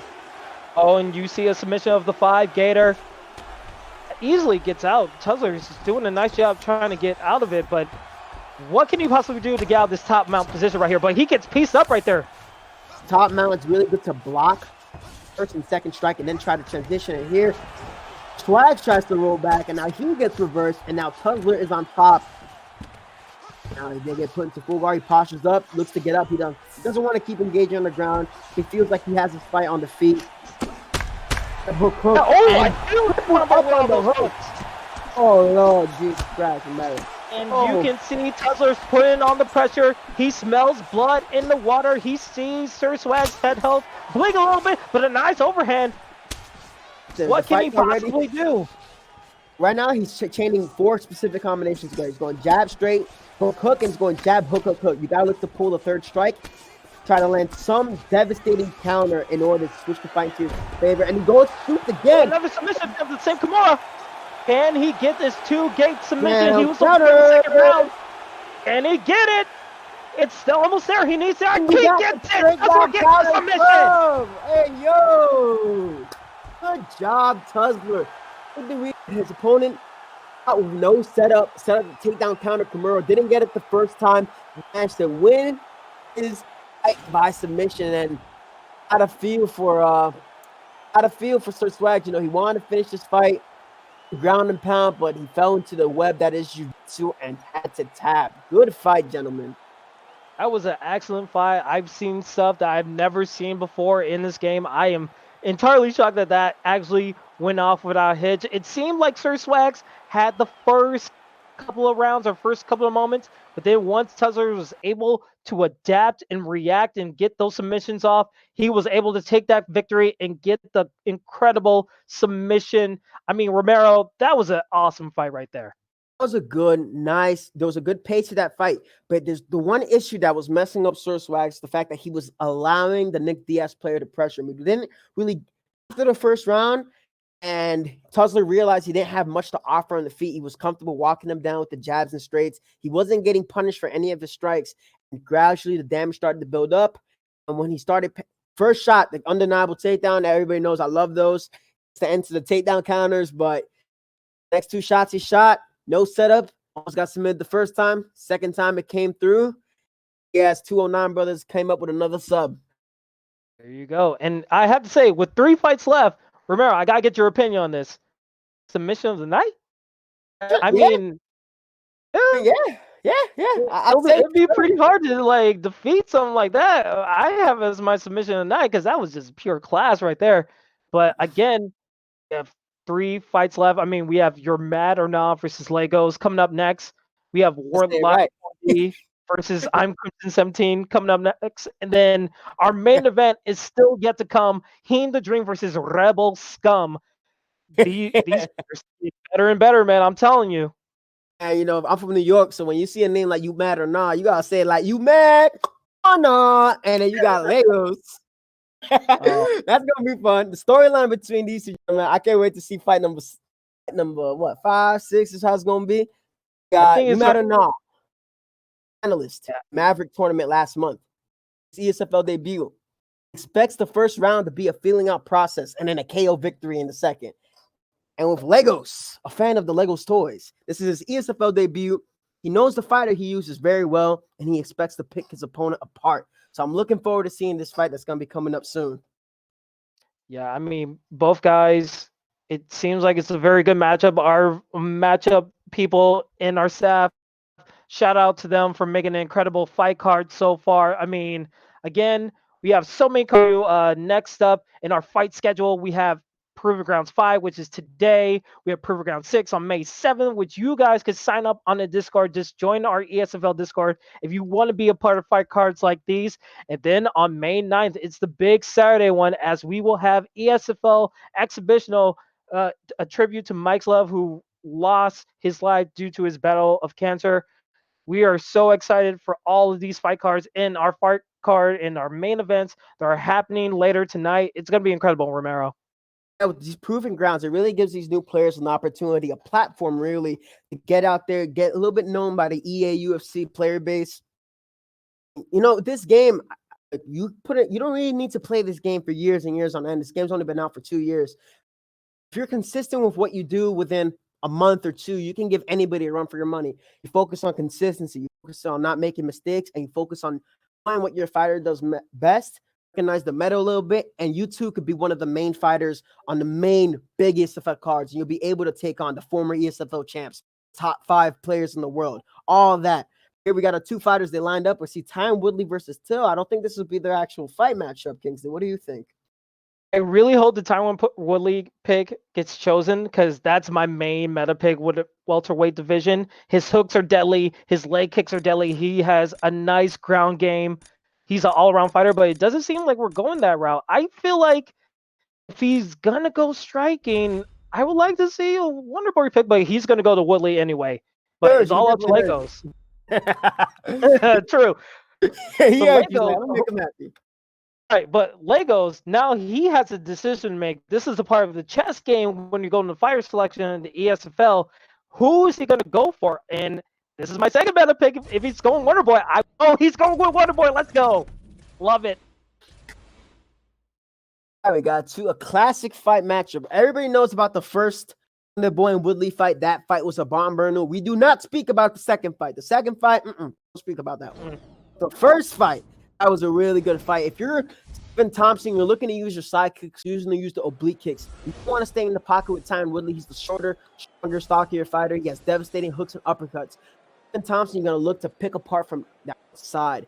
In, out, cause him to whiff and punish him when he whiffs a big strike. If you're Tyron Woodley, you want to force Stephen Thompson to come to you and punish him on entry. You want to use the overhands. You want to use your own leg kicks to kill his footwork, damage his legs, and reduce his power. So I'm interested to see how they're going to use their fighter and they're going to use their strengths. But here we got the fight going on right now. Stephen Thompson versus Woodley 3 on ESFL Proving Ground 5. That's him up. And here we go. Woodley is being used by You're Mad or Nah. And then Legos is using Wonder Boy Thompson in the blue gloves. Let's see how both guys try to use their strategies in these first couple of moments, trying to fill each other out. And you can see the leg kicks are coming out for Wonder Boy Thompson. But again, You're Mad or Nah is using back of the cage, but he gets a nice leg kick. And how do you see this playing out, Romero? Well, right now with You Mad or Nah, turn out those leg kicks, but not without setup. I'd recommend you set up those leg kicks with the jab, maybe go up and take the overhand land kick yourself, and I smack him with the overhand right there. Following the small exchanges with Woodley, especially against Thompson, who's a slightly faster fighter. I see Legos is trying to preemptively slip into an uppercut. A lot of whips here, but maybe there's a little bit of the ESFL jitters. Legos is on the outside, but he's eating a lot of those kicks on entry. Yeah, and you can see, like, again, nerves play in because these are both newcomers. This is their first matchup against each other. And it seems like your manager is not setting up those overhands that well. He's trying to see if he could get Legos sleeping or something. But Legos is just put on the pressure, trying to slip, trying to find his way against those hooks of Woodley. And Woodley just getting nice hooks, and he's just throwing things out, Romero. With those overhands, he's just winning those damage exchanges. As long as Legos doesn't land anything too massive, he should be fine with trying to take this round. But now he's teeing off to the body, landing the side kick. He's forcing Legos to come and take him. That was Legos going to look to interrupt. Good feint to the legs and smack him with a front kick. Y'all know I love that front kick. Wonder Boy Thompson is always known for those crazy kicks in this game, and you can see he's implemented it really nicely with a nice right head kick. Now Woodley coming back with a nice uppercut, and just center of the octagon, trying to find the right combos against their opponents as we are 140 left in the first round. Yeah, now that Umadanav's coming a little bit forward, you can see he's a little bit mad now. He's deviating from the game plan. And when he was staying back in the cage, see if he has a plan to go forward. No, he's back against the cage. Lagos is now off the strikes. His defense is looking better. Trying to land a little bit more side kicks. Tried to flip and it didn't work. Lagos is impatient here, but he's got to turn up a little bit more. Good body kick, Kingsley. It seems like Lagos is using his stamina really wisely. Woodley doesn't have a lot of stamina to go with, so let's see if Umadanov is just going to try to protect that stamina as much as he can, try to conserve his energy. Nice check of the leg kick, and tries to counter it back with a hook, but he goes, nice counter to go to the body. See that Lagos has a good understanding of some basic meta combinations. Sees the lead hook, the uppercut that I like to use a lot myself. Lead hook, the body jab, body hook. Good knee to the midsection. Definitely meant to be a front kick, but a good knee land. I would say Lagos won this round. The highlights are showing Stephen Wonderboy Thompson tagging him up to the body. Right now, for Lagos, it seems like everything is awesome with his fight plan in the first round, but now can he conquer that more when it goes to the second round? Can he land that knee to the body? Can he avoid those overhands and those leg kicks to further put his dominance onto Umadanov? What's killing Umadanov right now is that he's not timing any of these counters. He's kind of throwing and hoping to land. Israel Adesanya said it back. He said, I don't throw and hope, I aim and fire. If he would have sidestepped that side kick that Lagos is throwing and plant two hooks, he can drop them right off the gate with that time with power. Lagos is being very fundamentally sound with his defense. He seems to be a patient player that's going to be content with winning a decision if he needs to. Umadanov has to find some kind of offense. And hard rock, beautiful slip combination there. They're just picking apart. He's not going to rush to finish, and that's what you have to do if they're going to be fighting in the ESFL position. There's something about being a counter puncher, but also being the one to be the first to throw a punch. He's not being reactive. He's being more proactive when it comes to striking, but he needs to watch out for Umadanov. Woodley, I mean, that was a crazy kick by Lagos, but Woodley has some great hooks. He has some great overhands. If he can set it up, Lagos needs to be careful, but so far, I love his game in the second round as there are almost 3 minutes left in the second round. Lagos, Umadanov's whipping a lot more strikes now. Lagos knows he has won this round. He doesn't have to exchange his Woodley anymore. Stamina is low. A lot of stamina being lost by Umadanov. Wow! Landing an uppercut. Ooh, all right. It goes with a vicious uppercut to end the fight in the second round. Holy moly! Was out of pocket. Stamina, man. You see what happened there? He got frustrated. He's blitzing now. He didn't manage his stamina with those 4 or 5 piece combination strikes he was going. And somewhere along the lines there, we're going to see in the replay what shot he was going for. Tried to load up an overhand and got caught in highest peak vulnerability with the lead uppercut. Straight uppercut as he tried to start off the overhand. There goes the magnificent beard of Tyron Woodley. Good win for Lagos. I mean, you could see in that replay right there that Umadanov was trying to go for another overhand because he had his arm moving a little bit back, but then the uppercut, just like the high vulnerability that you said, that just caught him, and his stamina was low from the beginning. It seemed like he was wasting too much stamina, not really setting up things, and Lagos just being absolute fluidity with his striking and his defending that it just upset Umadanov to just put a little bit more pressure and try to strike like recklessly. You got to be able to close. You don't necessarily have to throw strikes to close distance. Oxys has a video on his channel saying that you don't need to lift your strikes to just distance. You can simply just walk up to the individual, then throw strikes. Make sure your strikes are landing on the block. Make sure your strikes are landing on head, something. You're whiffing strikes trying to close the distance. Your stamina is going to be gassed by the time you get in the pocket, and you're going to be a lot of damage. Good fight, good game plan from Lagos. Way to stay disciplined. Good win. Hope to see you on a bigger card. But now we got the co-main event from North America. I'm Crimson 17 versus World Life 4D, part of the Ed Parker Clan 4D. See what the picks are going to be here. Seems to be Nate Diaz. No. They're going to welterweight. I mean, we saw a barn burner last fight with the. No, it seems like they're going lightweight. Either division, Word Life 4D versus I'm Crimson. This seems like a great matchup on paper, Romero. Both guys know how to put on a show. Yeah, I'm Crimson. Well, this is his ESFL debut, but he says he is well-rounded, comfortable in all areas of the fight, even off his back. Predicts a victory by second-round submission. Word Life representing 4D. He says his greatest achievement is joining 4D. Is 1-0 after making his ESFL debut on the second divisional card. He believes he'll win by KO or decision. This is a co-main event for the North America region. The Proving Grounds 5. Well, both guys definitely have some fighters that can definitely win by KO or decision. Again, we saw previous Diaz do incredible work in that previous fight. How do you see Nate Diaz being used in this first round?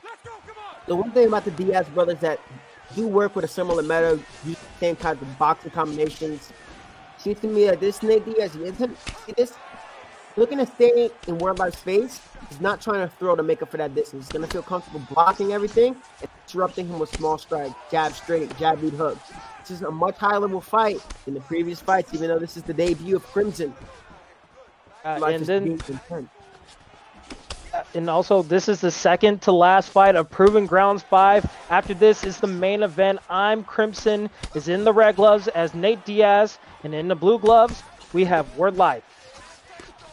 Job from Word Life landing those leg kicks. You can already see the leg of Nate Diaz turning red. Best time to land leg kicks is in the beginning. Your opponent's startup frame as they retreat, as they try to come in from a bad range and he's circling, but now he's fucking these strikes. Crimson slowly pressuring him forward, wants him to come back to the center. He's like, I ain't chasing you, brother. Good entry on Word Life, Kingsley. And you can see a little bit just like fighting the center octagon. Diaz not really trying to put on so much pressure where he leaves him out on alerts and gets hit with strikes. He has a game plan. He's going to use it to his beneficiary, but Word Life gets some nice strikes in, but he's using a little bit too much stamina for my liking.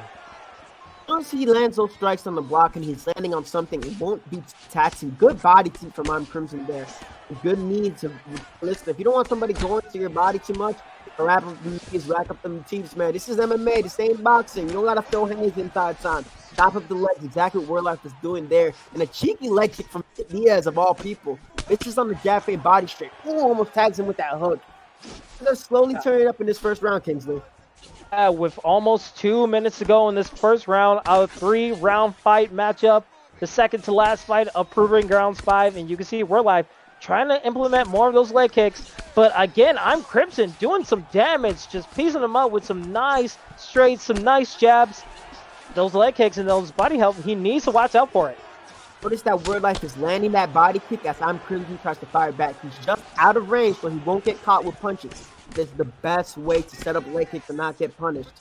Crimson's leg, more damage that he takes, the less power he's going to have on those punches. And Word Life, he might be taking this round with those leg kicks. Setting up a head kick there, too. Good exchange there from Sawyer and Diaz. What do you think Crimson has to do here, Kingsley? God, Crimson, I would have to say, if you're going to throw the body kick, just make sure you're in range where you're not going to get countered easily. Because every time he lays a body kick, he gets hit with an uppercut or he gets hit with hooks, and it's just 2 hits that are affecting his head, and then you lose all that momentum that you have. With 15 seconds left to go in this first round, I would just conserve my energy and just wait for the second round. And Nate Diaz does have a higher altitude good respect at the end of the round. I'd say the edge, Word Life in that first round. Good work with the leg kicks. Good work boxing against Nate Diaz. I'd say that you need more pressure. If you lost that first round, you don't have to panic. You don't have to go crazy and get caught with anything. Gotta rack up the pressure. Stamina's looking good on both ends. How this fight turns out later in round 2. You can see stamina both looking good. I mean, that's what you expect for a Diaz and a Poirier. But again, the body kicks, he doesn't get attacked as much for Word Life. But Word Life still stay in the face of I'm Crimson. I'm Crimson, he needs to find a way to get those uppercuts rocking because his head health is not looking so pretty right now, Romero. The chin of Nate Diaz is legendary to most fans, although I would say it's his toughness that makes him so good. Being up those shots from Poirier. Poirier has solid boxing. Another beautiful leg kick from Word Life, and he's forced to switch stance. When you switch stance, your character switch stance is not high. You're losing about an amount of power. Good head kick. Takes to the body with a straight and gets a head kick up top to rock Nate. Knocks him again. Catches him to go to the body. It's a hard rock. Followed up with a head kick there. But good major lunge, and Word Life was hitting air there. Wow, 2 hard rocks from Word Life, and you gotta think the leg is hurt. Uncomfortable trying to go orthodox. So yeah, Kingsley, this fight. It's like a beautiful setup by World Life to start those rocks that he had early on in this round. But also, he needs to watch out. If I'm Crimson is gonna... I'm Crimson in the red gloves. If he's gonna find a way to slip you away and drain some of your stamina while you're trying to pressure him while he's getting rocked down, you need to find a way to compose yourself and just say, you know, I'm gonna give him the next round. I'm winning this round. So anything could possibly happen, but so far, so good for World Life. Indeed. This is a lot. Wow, beautiful take from Poirier. If you're Nate, for those of you who don't know, you can rock somebody in the single collar clinch, not only in the tie clinch, but here Diaz is on his back. He's getting tagged up in backside. Does have a rolling knee bar submission, but he wasn't able to get anything as Word Life got up. That leg is chewed up. Word Life lands another leg kick. He tries to throw a jab. It's gonna hurt, man. But you can see Word Life just losing a bit of stamina, but I'm Crimson. Oh, but a vicious head kick by Word Life. Word Life smelling blood in the water again, but that stamina is low, but he gets him knocked down. He figured he wouldn't get the finish with how low his stamina was on there. He kind of went crazy. You gotta think this is not Word Life's fight. Unless he ducks into an uppercut or something. This is tough. This is the ESFL. Anything can happen. Things are not looking good for I'm Crimson. They're left in this round. What do you suggest? I mean, never underestimate Nate Diaz. I mean, he's been knocked down before, but he has a heart of a lion. Word Life just needs to keep up the pressure a little bit more, but not do it so much where like one head kick could just automatically get him down if he has low stamina. So with 20 seconds left, again, take the round and just leave it behind, because those head kicks can land if you're being too, like, not cautious at all. Seconds left. They're gonna go with the bow at the end of the round, but nice respect. Respect, but if I'm Crimson, you know, you're in the ESFL, you're in the proving grounds. You got a lot of work to come up, man. You got dropped. Probably lost the first round. That's the time to pressure, or you got to take the fight down, clinch him up, try to get a submission with Nate Diaz submission stats here. Life is in cruise control. We'll see what can be done by I'm Crimson Kingsley. Final round of this second to last fight, Improving Grounds 5. I am your commentator, Kingsley. Alongside me is Romero, as we are seeing one heck of a barn burner, as we see a nice elbow by Word Life. But again, that stamina, the body kicks can prove beneficial for Nate Diaz. But he's hit with an uppercut. Word Life again on the attack, goes with a nice body shot. Showing him the way right now with the Ngannou uppercut there, man. Nice, good work. Used to the retreat for I'm Crimson to stay out of range. Now he's putting himself up against the clinch. Oh, Lord. Oh, this is not looking like a great situation for Crimson. The body health, the leg health, everything is hurting as he gets knocked down. Now the glorified punching bag that is Nate Diaz, where everything is blinking. He's an orthodox. He's looking at the clock. The character model is waiting for a way out. He needs a time against Word Life. What Crimson has to do here is slip one of his strikes and land a hook. Maybe get a rock to get this pressure off, because Word Life smells the blood in the water. He's teeing up every single bit of the body of Nate Diaz. Try to sidestep that strike. Kingsley, what can you do here? I mean, there's a lot you could still do. He still has the stamina. He just needs to watch out for those big hits. For Word Life, just keep doing what you're doing. You have 2:40 left in the third round, and it seems like it's your fight. If you just keep doing what you can do, then you're going to have this in the bag. But again, you can never count Nate Diaz. That block gauge is low. But any crazy movements, if he just avoids an uppercut and gets an overhand, maybe he could probably do something. But it's looking like trouble. Word Life gets the victory. Wow. But 2 shots to the body. Came up top. He tried to block low on that third strike and just stacked him down to the heavens. Beautiful animation there. Look at that replay. 2 shots to the body. Tried to fire back too soon. Nate Diaz is going night-night. Same position he subbed Conor McGregor in too. Ow. Beautiful knockout from Word Life. Good work. Very competitive first round. But as Word Life started to rack up the pressure, the leg kicks, the body work, and just the boxing of Dustin Poirier was too much.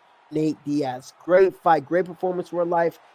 Great, you know what? And you held up pretty well too, Crimson. Hope to see both of you later in the ESFL. Absolutely. Both great fighters. It was an excellent fight. It had me on my toes. Who knows what could possibly happen for the future of these guys? I'm sure our ESFL matchup people will find a way to implement them in the new fight cards that we have coming up. There's a lot of things exciting for the new blood of the ESFL. I am super excited about what's going to go down. But Romero, do you know what time it is? Oh, it's that time, bro. It's that time. You already know what time it is. It's time for the main event of ESFL Proving Ground 5.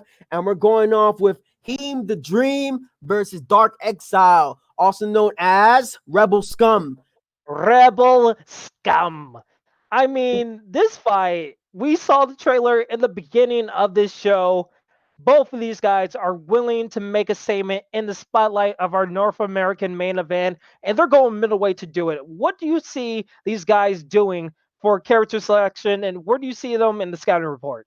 If I'm Heem the Dream, I'm going to be going with a grappler, likely going to go with Souza or GSP. Get the fight to the ground and just slowly sap away stamina, maybe set up a sub. But Rebel Scum, again, we do know he's highly ranked in the Ultimate Team, was number 1 for quite some time.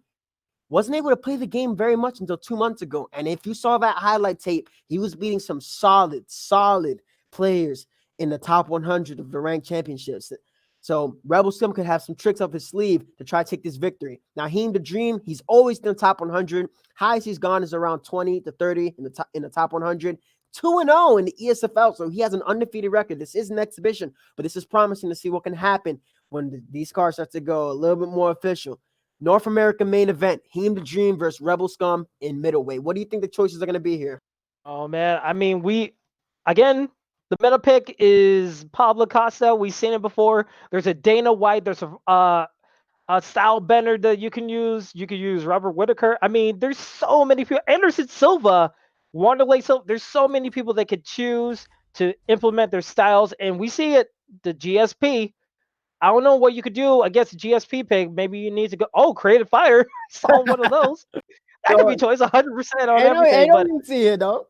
Ooh, Michael Bisping pick. Okay. What do you have about Michael Bisping? Michael Bisping has marathoner. He has higher altitude. He has fluidity. He is a striker's dream. He can just throw.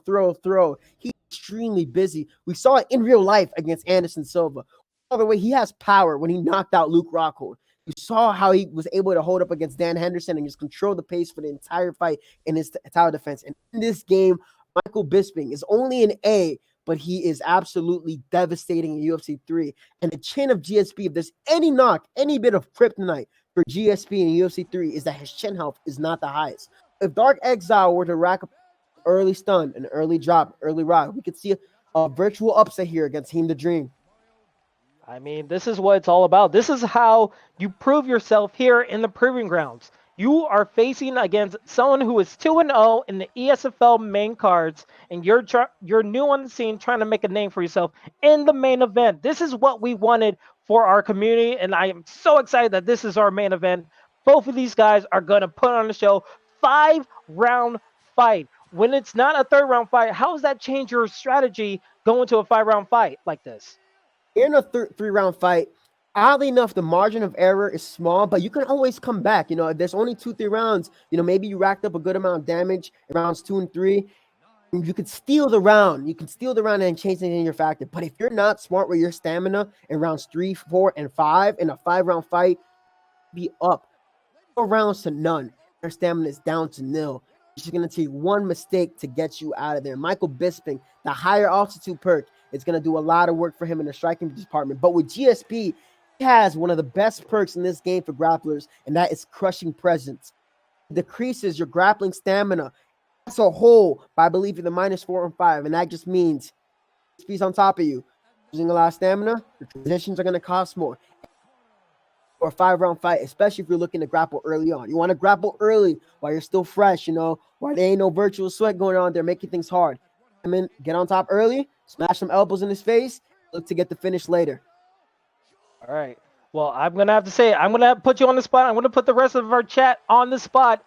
If you have Heem the Dream winning in this fight, I need to see a 1 in the chat. But if you have Rebel Scum pulling off the upset, I need to see a 2 in the chat. And Romero, before this fight gets going, who do you have winning this fight? Go with Heem, and you can see right here, ain't no glove touch from Dark Exile. Michael Bisping said, Heem winning this fight. We see a lot of 1s from the chat. They're going with Heem the Dream as our main event gets going. Here we go. Heem the Dream in the red gloves as George St. Pierre. Rebel Scum in the blue gloves using Michael Bisping. I am your commentator, Kingsley. Alongside me is Romero for Proving Grounds 5 main event. Here we go. So start. Wow, good lead to Bisping. Him against the cage. And look at the early denial from Dark Exile. And that took a chunk out of GSP stamina. Exile's playing a very patient game. He's going to wait things out. He's going to look to try to just touch up Heem the Dream here. You got to work the chin. GSP. Good jab, body straight. Sidekick from Heem the Dream, and this is the difference right here between every single fight. Recognizing where you are in a fight. Good body shot from Heem, but another good solid body shot from Michael Bisping. Kingsley, we're in for a treat. Yeah, we're absolutely in for a treat. We can see the switching of levels. We're seeing switch kicks. We're seeing a lot of kicks going to the body. They know that this is a war of attrition. You need to have that stamina. You need to change up your levels a little bit if you want to pull out a victory. And you can see Heem the Dream going a little bit more aggressive than we see Rebel Scum happening here. Rebel Scum right here, he's playing the outside, going in and out, playing a good footsies game. He's just working that body jab and then looking at straight jab. A good fake clinch, takedown to a clinch. Heem the Dream, he's got to get this fight to the ground. Dark Exile is content. They went on the small exchanges, and we just try to eat our decision. Heem wants to get to work early, build up that grapple advantage, and take him down on the action here. Absolutely. I mean, 2:20 left in the first round. Both guys using every element in the MMA game, going to the clinch. It's only long before we see another takedown. Who do you think gets that first takedown in this fight, Romero? Gotta be biased towards GSP. You know, he's working, he's being patient, trying to build up that grapple advantage, the knees to the body. He's gotta be careful. And there it is, the first takedown. There it is. Single leg high. Big slam. Onto side control. That's a good takedown for him. The striking, like he was getting a little bit impatient there, but he managed to take the fight down to the ground, racking up the head damage. But Exile is very patient and manages to get that patient to fall. And you can see Rebel Scum. But what does he need to do in this sprawl position? It seems like St. Pierre has the benefit of the doubt, just working on the body. And you can see half the way of that body health and gets a nice denial right here with 1 minute left. Rebel Scum, he's a little bit of trouble here. With a minute left, unless he gets denied a bunch, and now team goes back into sprawl to rack up more body damage, and then he pulls guard. Smart decision. You don't want to continue to take those big shots to the body. You're in sprawl, that tears you up for later rounds. But at least in half guard, you can afford to be there. But we're back in back control. It's back into half. Good jiu-jitsu from Dark Exile. He's really proven up to be this mysterious player, putting up well against Heem the Dream, a well-established player in this community. With 10 seconds left, and a vicious elbow by Heem the Dream, getting those nice elbows to the body as that ends the first round of our main event. Heem the Dream taking advantage of that grapple game, Romero. Hey, you got to do what you got to do. You know, if your opponent's trying to play the wait-and-see game, he's waiting for you to come in, interrupt you, trying to force you to make a mistake, you got to grapple. Obviously, Dark Exile is going to expect him to grapple. His takedown defense has been on point thus far. Good lead team. Jab, body straight. And here we go. Approach from me. Dark Exile seems to be throwing off Heem a little bit, trying to force the clinch there. Uppercut hook. Heem.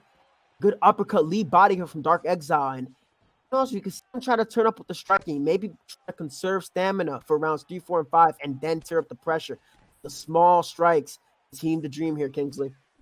Yeah, we already see almost a minute into the fight. We see a takedown attempt by Heem the Dream, but a nice clinch attempt by Rebel Scum as he throws down the Heem the Dream. Gets the top of the grapple game right now. What does Rebel Scum need to do in this ground game? Does he need to go to crucifix, or does he just need to stay in side control and just work on the body? Control, work on the body. So Michael Bisping does not have crucifix. He has side saddle. He might be in for a little more than he thought. So right there, he could have gone for the throw high with GSP, and he allowed Michael Bisping to utilize that takedown counter to get a takedown of his own.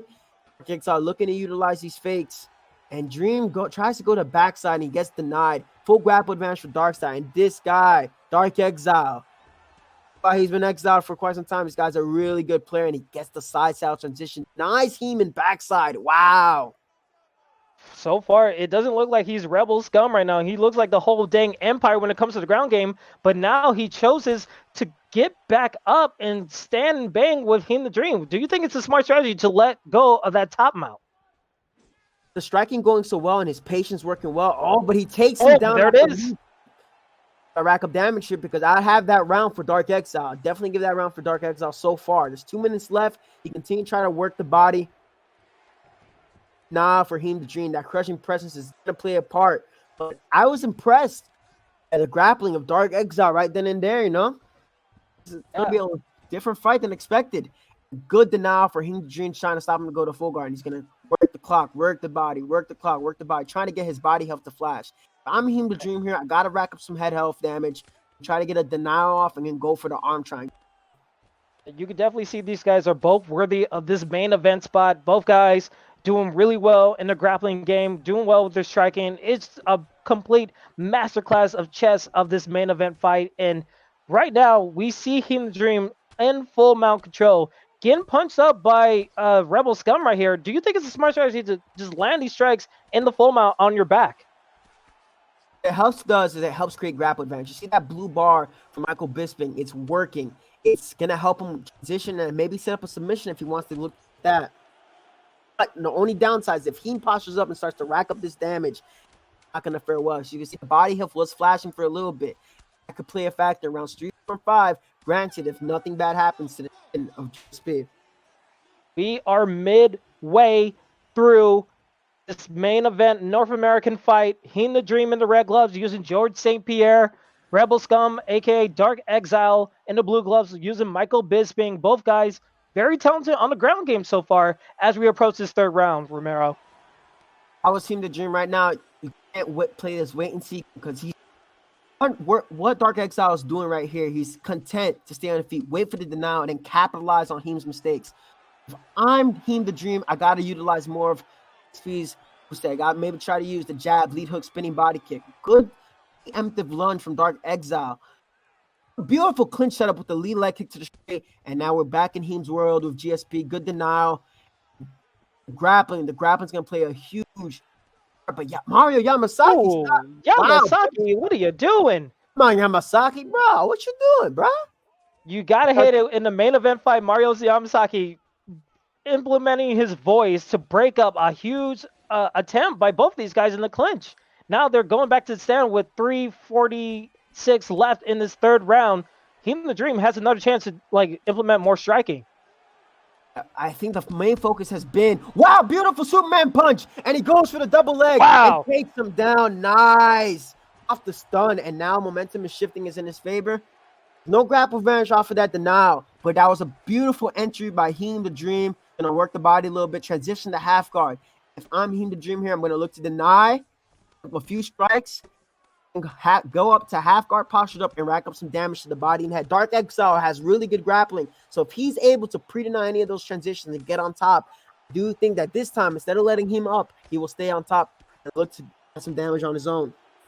Again, it's a game of being reactive and proactive, and this full mount, as we see the Dream go into the half guard situation. Let's see if he goes for a posture up. It seems like a nice denial by Dark Exile, but they're just standing and banging right here in this half guard position, and he goes to a side control. This could be damaging. He could possibly go to a crucifix right here, Romero. But good going up on the right analog stick to get back into half guard. He tries to go side control, but he denied.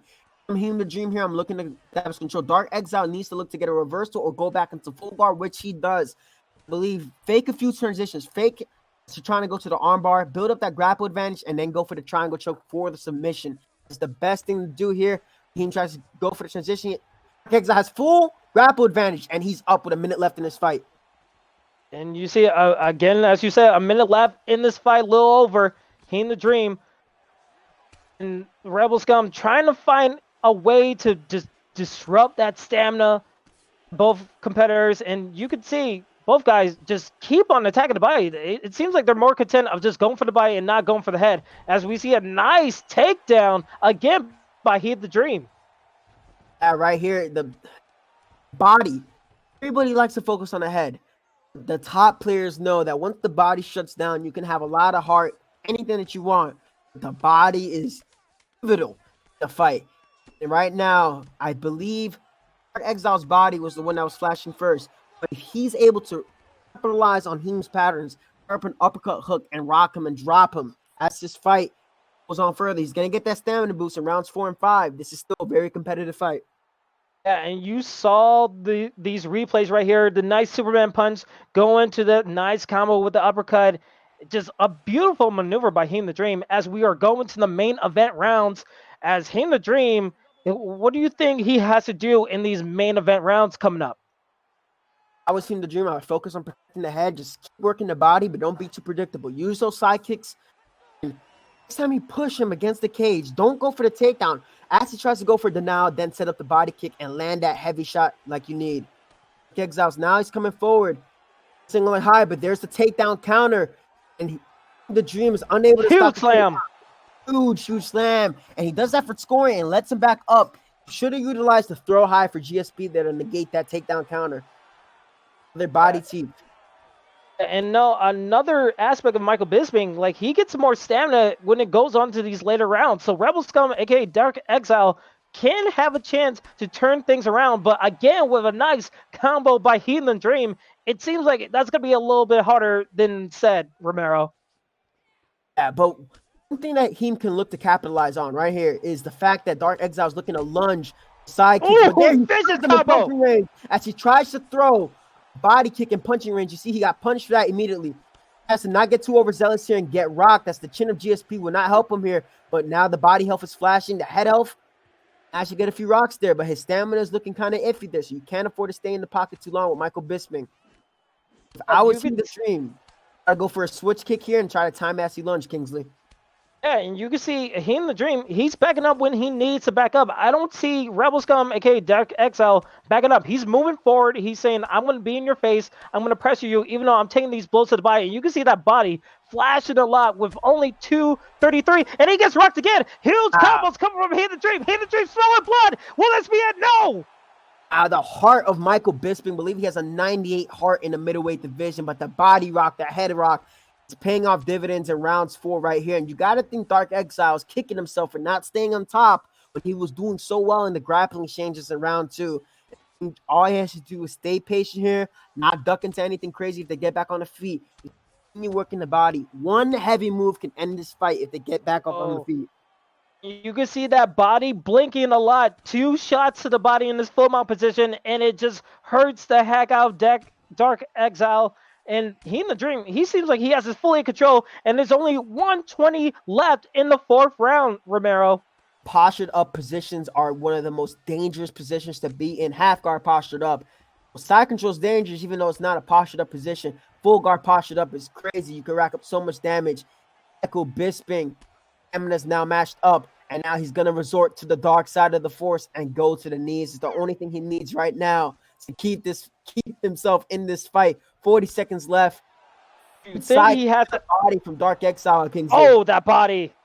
You could just see him, the Dream, having unlimited power when it comes to these shots to the body, and he just has Dark Exile, aka Rebel Scum, to his back on the cage. It just smells like a shark. It's just circling around against this guy filled with blood, and now we can see Dark Exile fighting to the very last second of that 4th round as we are to the 5th and final round. What do you think Dark Exile needs to do in this final round? He has to do something crazy, right? Dark Exile, what he's waiting for, whenever you go against a player that you feel that is slightly better than you, you're trying to wait for them to make a mistake, but we're far past that now. Dark Exile needs to come forward. He's done damage to G, and he's done damage to Heem's body, so he needs to come forward, but he's putting himself against the cage. He's lunging. All he has to do is land one heavy shot, but Dark Exile needs to come forward. Well, with that moving.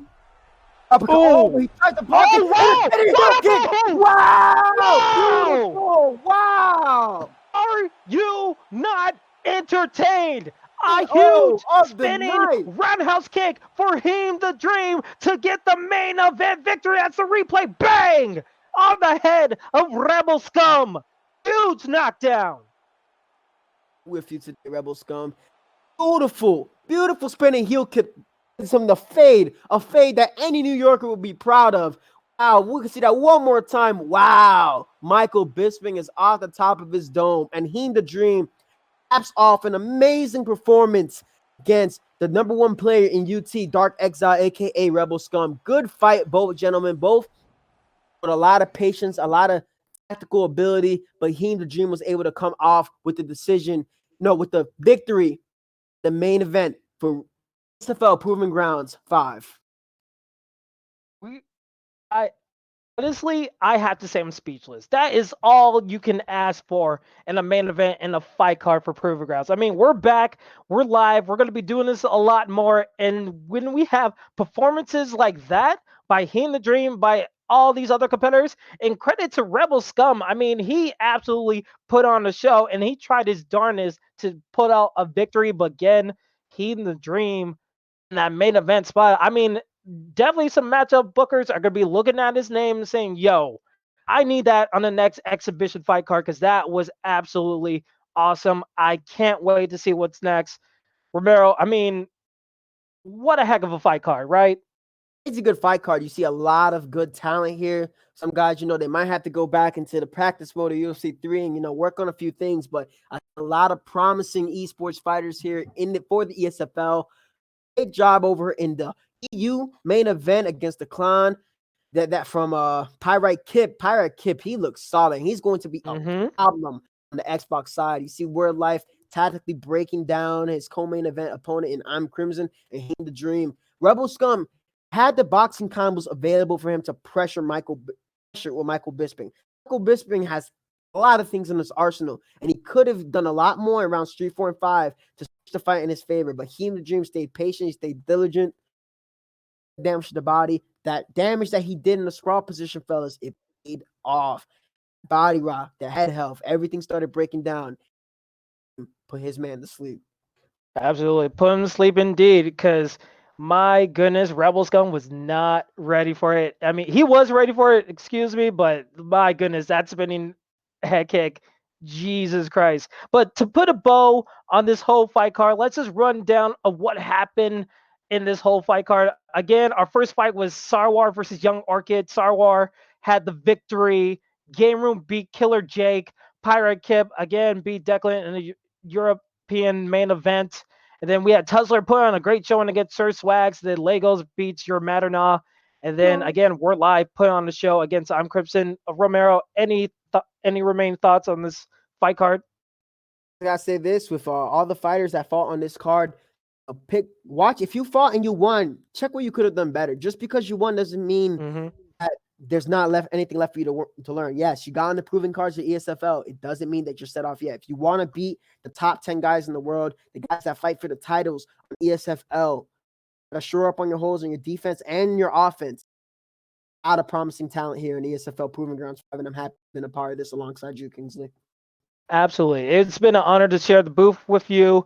Again, guys, if you're in the chat and you're saying, I want to be a part of these Proving Ground cards, I'm new to the scene, I want to join the Discord, I want to be here next week on May 7th, all you have to do is just join the Discord, sign up, put everything on the list, and then this main event, all these fights, all that like fighter spotlight, that can be you. So please, if you want to be a part of this, please do, because we love you guys and we want you to be a part of our awesome community. Things are changing in the ESFL. We have new rules. We're going to have new things coming up in our new season in the future. A lot of great things are happening. So I would love for all of you guys to be a part of it.